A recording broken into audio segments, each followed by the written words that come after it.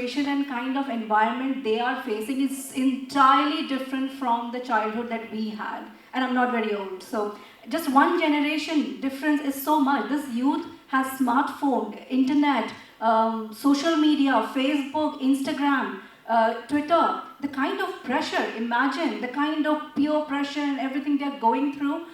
It's extremely difficult and different. I would not call them that they are irresponsible, they don't care about their life, and they just want easy money. I think it's far more complex than that, and we need to understand, they are going through a completely different scenario. And this is the era, this is the age where a generation changes in 5 years. Because of the technology advancement, technology is changing so fast. So today, imagine from 1900 till 2020, all the data that we have produced in those 100 years, the data and information we have produced in those 100 years, today we produce every 15 minutes. There is information overload, there is data everywhere, there is technology change every moment. So we also need to be cognizant of the fact that youth is experiencing a completely different environment that we have seen, and we have to be a little empathetic about that. We need to understand them, what they are going through and what they really want.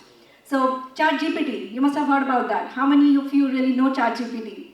It's like another internet, like internet revolutionized the entire system, entire world. ChatGPT, that AI, artificial intelligence, is going to do that. I mean, the world of employment and jobs is going to change so much that we are talking about youth employability. Yes, it's important. We also have to be cognizant of the fact that employment is going to change so much. So we have to keep in mind how the employment of future is going to look like.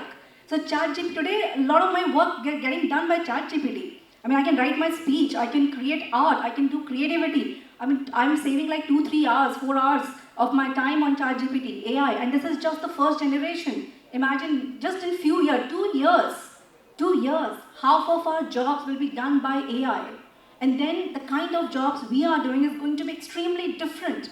So we have to be aware of, we have to adapt ourselves to those new realities. Like Zafar Saab said, that new age technologies, new age courses should be taught in ITIs. And I'm not just working in right to education, I'm also working in employability skills, I'm working in apprenticeship. And I'll talk about that. That we have heard all the statistics here, so I will not repeat any of the statistics. We have heard all the challenges with youth employment, skilling, employability, and everything. I will not repeat any of those things. I'll talk about solution. Yes, employability is a challenge today. There are companies, I work in apprenticeship scheme and I work in implementation of government schemes. So there are multiple schemes, but we are talking about, people don't know about it, and that's where we come in. My organization, Right to Work Foundation, is dedicated to identifying such government schemes and taking it to people and making sure it's getting implemented. So there are 2 schemes we are currently working on. One is Right to Education and another one is Apprenticeship Scheme. And Apprenticeship Scheme is a brilliant scheme of solving India's skilling and employability challenge together. So I'll talk more about it, but here, before going into that, I wanted to touch upon how employability is, like, where exactly the problem lies. So one side we have industries and establishments who are looking for manpower, and on the other side we have students who are unemployed and they're not able to find jobs. So what is really happening is the employability gap, and this employability gap is happening because of our poor education system in schooling, and then it gets aggravated in our higher education and then vocational education, and the result is we have unemployable youth. I run my organization, I have more than 70 people in my organization. When I try to hire, I've got people with MBA degrees and they can't utter a single sentence properly. They can't do simple plain mathematics. So, and it's not their fault.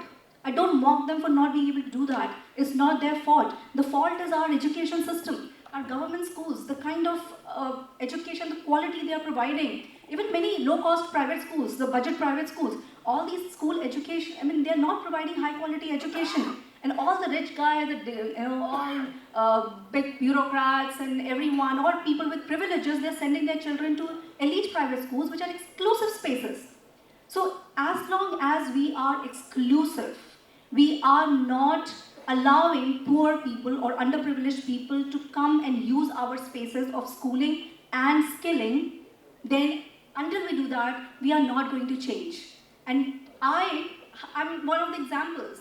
Like my parents, I come from a